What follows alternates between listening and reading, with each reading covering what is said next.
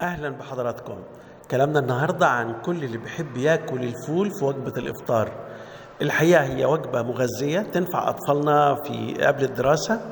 يعني الكلام ده بشكل علمي هنقول إن الفول مصدر عالي للبروتين، مصدر عالي للألياف، والحاجتين دول مع بعض كده بيحسسوا أولادنا بالشبع فترة طويلة.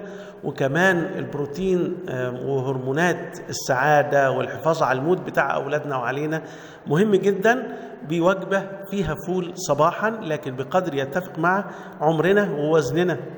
فهنقول كمان إن الفول فيه قدر من مضادات الأكسدة اللي بتقوي المناعة وبتقينا الأمراض الكتير.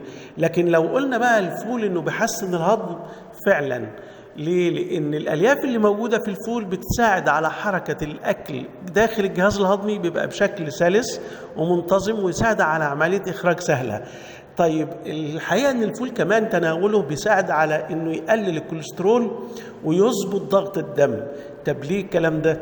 لان الفول فيه بوتاسيوم وفيه مغنيسيوم بقدر عالي جدا، والاثنين دول بيعملوا ارتخاء في الاوعية الدموية فبتستوعب دم اكتر، فبتساعد على ضغط الدم، وده مهم جدا لاولادنا ولينا. بيدعم تواجد الكالسيوم في الفول إلى صحة عظام جيدة جدا.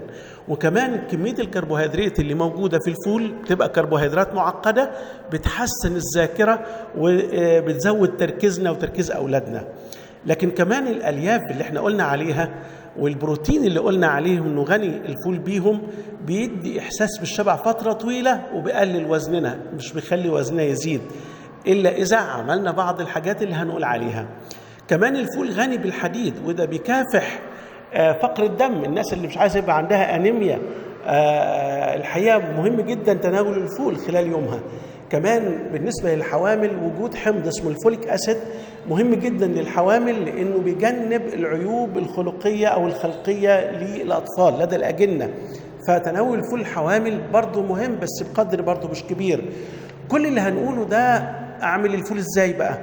الفول الأول لازم نعرف إنه ست البيت الشاطرة بتنقع الفول وتغير مية النقع مرة واتنين، فبتساعد الفول على التخلص من الفولات اللي بتسبب الانتفاخات وآلام القولون. يبقى مهم جدا نقع الفول، ومهم جدا إن أنا أنوع طريقة طهي الفول عشان ما أكرهوش أو ما أبعدش عنه. احنا معلنا طرق كتير جدا او بنبتكر طرق كتيرة جدا ان انا اعمل الفول بها ازاي. طب ازاي الفول يبقى وجبة مغذية كاملة؟ الفول مع كبروتين نباتي، مع بيضة يبقى بروتين حيواني كمان، مع ليمونة فيتامين سي بمعدل عالي، مع رغيف خبز برده أو رغيف بلدي يبقى موجود فيه كربوهيدرات وبروتين كمان من القمح، والألياف بتاعت الردة للعيش جميلة جدا. والدهون السمن البلدي أو بعض أنواع الزيوت زي زيت الزيتون من أروع ما يكون لمصدر دهني. يبقى كده عملت وجبة متكاملة في ساندويتش فول. ورائع جدا اني اخد الطبيعي وابعد عن كل المركبات الصناعيه اللي تؤذي صحتي. سعيد متولي، خبير واستشاري التغذيه العامه والصحه.